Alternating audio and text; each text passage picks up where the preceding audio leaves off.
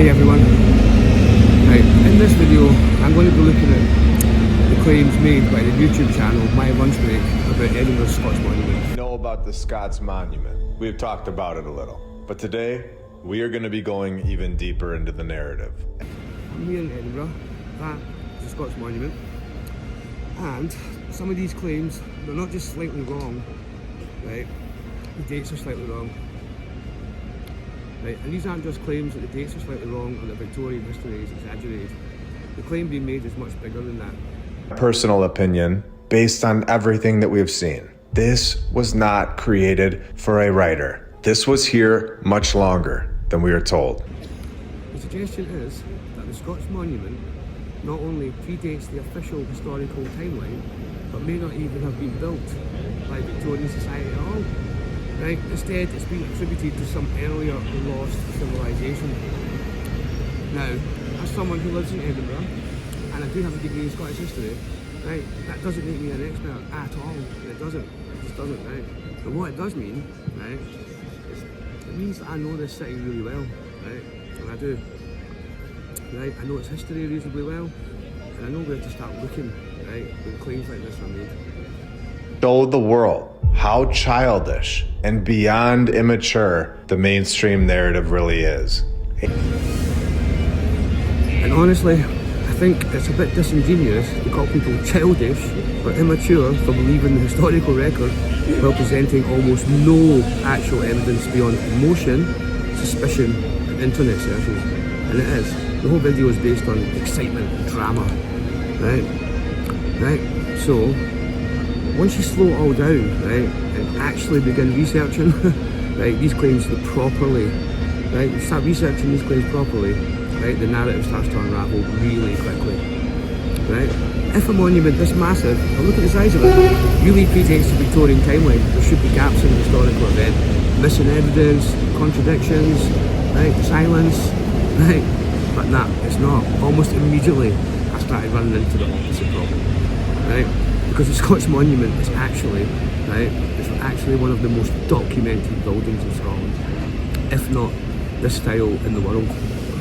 And honestly, even if you're entertaining the wildest conspiracy theories imaginable, the sheer amount of supposedly fake evidence surrounding this monument would require an absolutely enormous coordinated effort to fabricate. It just couldn't be done. And I will prove this later with all the evidence that I do have accumulated so far. We're talking maps, paintings, architectural competitions, committee records, newspaper reports, foundation ceremonies, construction stages, and early photographs. Right? It all lines up with each other. It's a huge amount of material to somehow invent. Right? You couldn't invent that. You just couldn't. Right? Coordinate it and consistently across all those platforms. It's just not going to happen. Right? And you've got to ask yourself, right, well, paintings and engravings on Princes Street before the monument existed, and the skyline is empty, right? The gardens are already there, Princes Street's already there, Edinburgh Castle already dominates the skyline over there, right? But the monument itself isn't there yet, and it just isn't, okay, until the time that they say.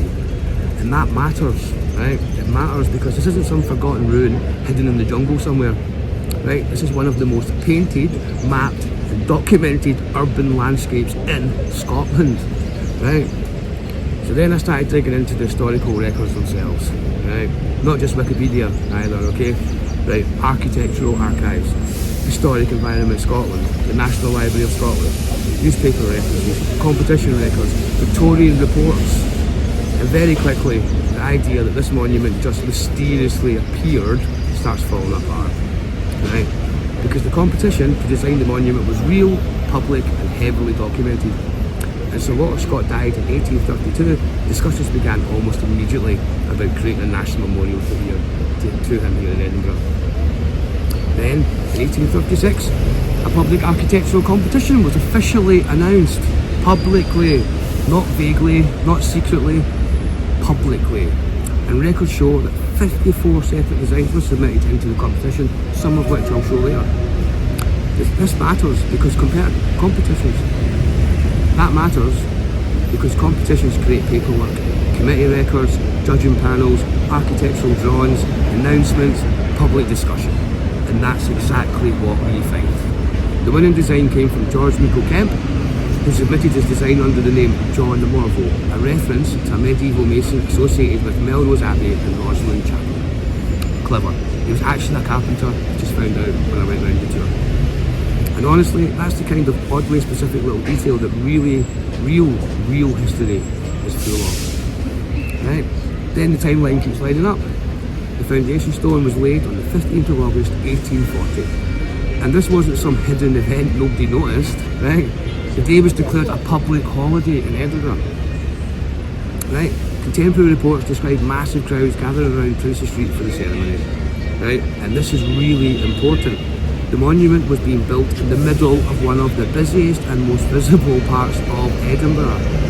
Victorians literally walk past the scaffolding every day. And then we get to the really difficult part for the already existing history, because photography arrives right in the middle of construction. Bang. So we don't just have maps, drawings and paperwork now, we actually have early photographs showing the monument unfinished. Scaffolding visible, upper sections incomplete, decorations missing. In other words, exactly what a monument under construction should look like. All supposedly dedicated to a writer, Sir Walter Scott, because we just whip these things together for writers nowadays. No, we don't. So my lunch break is pretty adamant that they just wouldn't build a monument like that to just a writer, right? Right, well, I'm going to put him right on that, right? So Walter Scott, he wasn't just a writer, right? He was internationally famous. He was translated worldwide. He was hugely influential in shaping romantic Scottish identity. In fact, Scottish identity from that period, right? The Victorians, they absolutely loved memorials, Gothic revival architecture, public monuments, national symbolism, right? So building a massive monument to Scott in Edinburgh wasn't strange at all. It was peak Victorian behaviour. And just to prove my point as well, David Hume,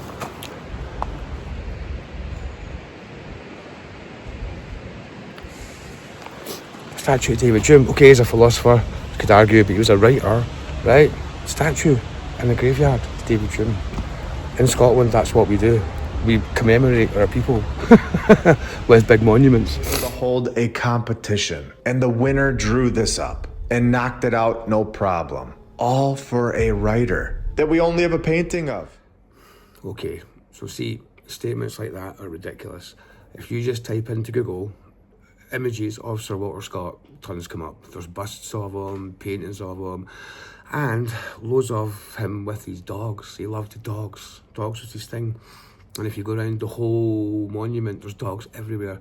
Thousands of carvings of dogs because he loved dogs. And also, all the carvings that are on it are not a cult. They are the characters from all his books, right? And that, for me, is pretty definitive gold that it was built for him, because the characters from his books are the carvings on the statue. But these claims of there's no photographs, there's one painting of, there's not one painting of him, there's loads. If you just quickly Google and can be bothered doing it, you'll find them. It's ridiculous, some of the stuff he says.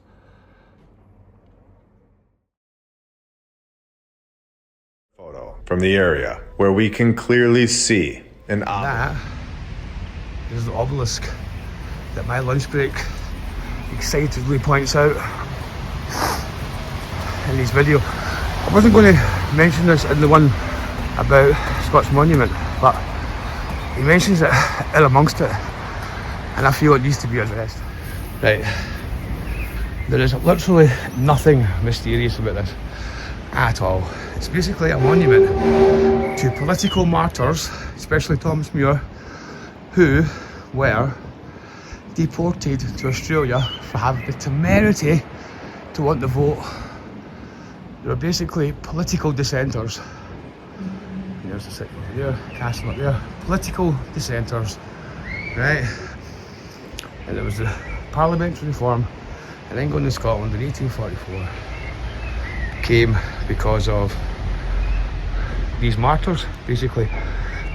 Look, the Victorians loved everything Egyptian, Gothic, all that. They were fascinated by it.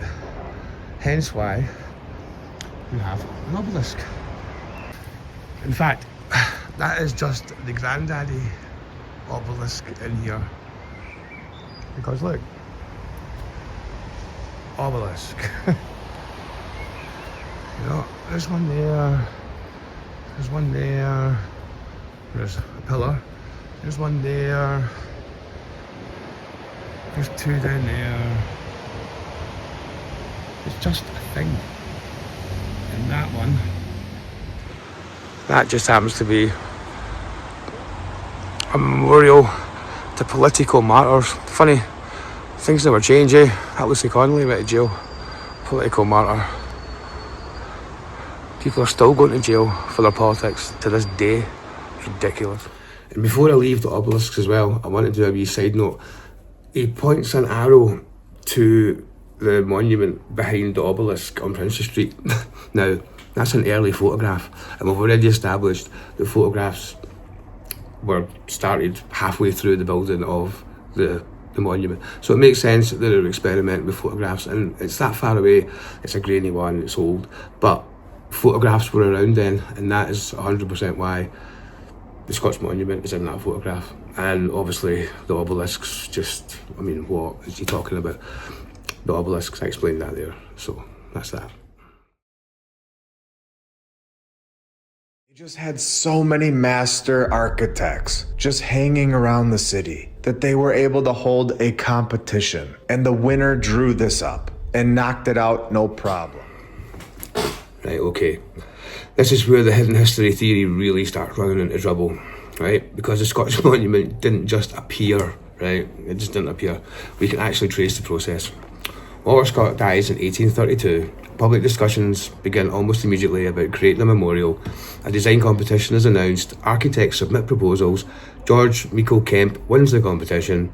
Plans survive, drawings survive, committee records survive. This is exactly what you would expect from a major Victorian civic project. In all of the construction photos, the thing is done, as we have seen all over the world. And when we take a look at this photo, you can see the bottom of the photo is showing something in the dirt. Is this thing bigger than we can see? One of the strangest claims in the video is that the monument already looks finished in construction photos.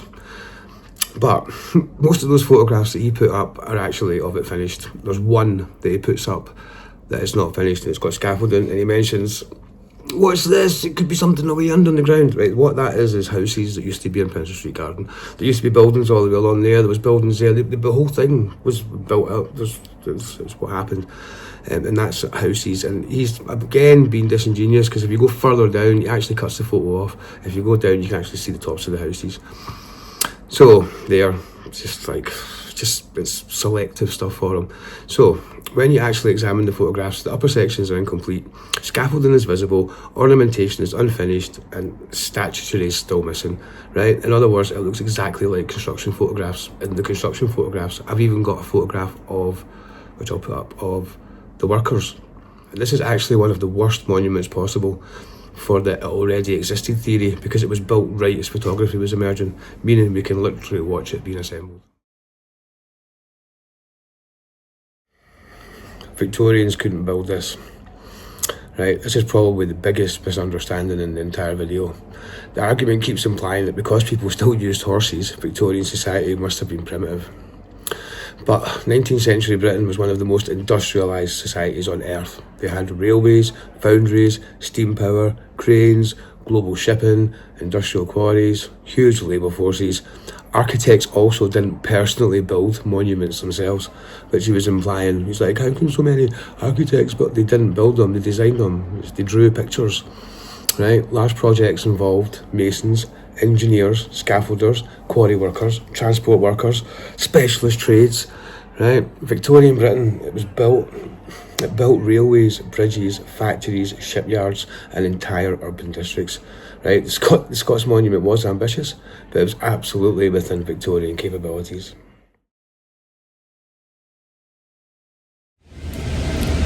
So, to sum up my lunch break's take on the Scott Monument and old world Scotland, right, I don't want to come across as the guy turning up to the campfire, right, with a clipboard and a spreadsheet, right? I just don't. Right, and to be fair, I completely understand why people are so fascinated and interested in buildings like this, right? The Scottish Monument is dramatic, it's enormous, it's beautiful, right? And standing underneath it today, it genuinely does feel almost unreal, right? But fascination isn't the same as evidence, and that's the problem here. Because once you move beyond the dramatic music, the emotional language, and the constant suggestions that everything is suspicious, right, the actual historical record is incredibly solid, right? You don't just have one source or one photograph or one historian's opinion, right? You have maps, paintings, architectural competitions, committee records, public ceremonies, newspaper reports, named architects, construction stages, and early photographs showing the monument being built, right? Simple as that. And importantly, all of these independent sources they line up with each other remarkably well. Now, of course, history should be questioned, right? That's the part of studying it properly. But questioning history also means willing to follow the evidence wherever it leads. And even when the answer turns out to be far less mysterious than the theory, which in this case it is. And in this case, the evidence overwhelmingly points towards the Scots Monument being exactly what the historical record says it is.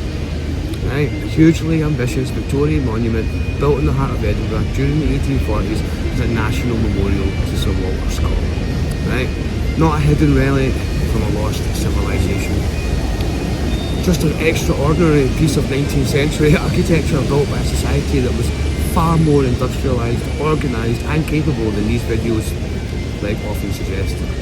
And honestly, if you're inventing a hidden history theory, right, the last thing you'd pick is a monument sitting in the middle of one of the most documented cities in Europe.